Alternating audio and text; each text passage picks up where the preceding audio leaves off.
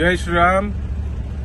రేవంత్ రెడ్డి ప్రభుత్వం అఘాయిత్యాలు, దారుణాలు, దౌర్జన్యాలు మరోసారి రుజువైనది.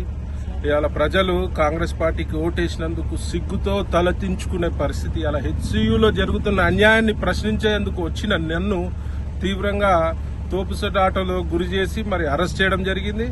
మరి నేను ఒకటే అడుగుతున్నా, ఒక భారతీయ జనతా పార్టీ నాయకుడుగానే కాకుండా మరి ఒక ప్రకృతి ప్రేమికుడుగా అడుగుతున్నా, మరి ఇంత అధ్వానమైన పాలనలో మరి అలా మనుషులే కాదు హింసకు గురవుతున్నాయి. మరి నెమ్మలని కుందేళ్లున్నాయి హెచ్యులో, ఆ ఫారెస్ట్ లో జింకలున్నాయి, తాబేళ్లున్నాయి. చెట్లు నరుక్కుంటా పోతే ఇవాళ ఆల్రెడీ హైదరాబాద్ లో 50% పైన గ్రీన్ కవరేజ్ మొత్తం పోయింది. గ్రీనరీ మొత్తం 50% పైన తగ్గింది.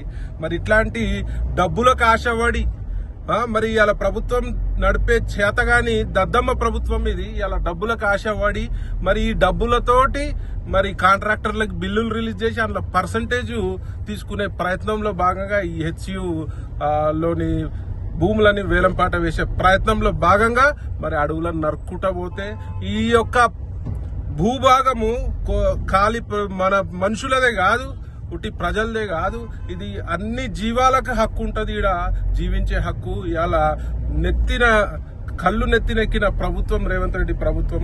నేను దీన్ని తీవ్రంగా ఖండిస్తూ మరి నెమలి శాపానికి జాతీయ పక్షి ఆడ నెమళ్ళు ఆర్తనాదాలు రోధిస్తున్నాయి. నెమళ్ళు మరి చెట్లను నరుకుతుంటే మరి వాటికి ప్రాపర్ గా పునరావాసం అన్న ఏర్పాటు చేయవలసిందిగా నేను డిమాండ్ చేస్తున్నా.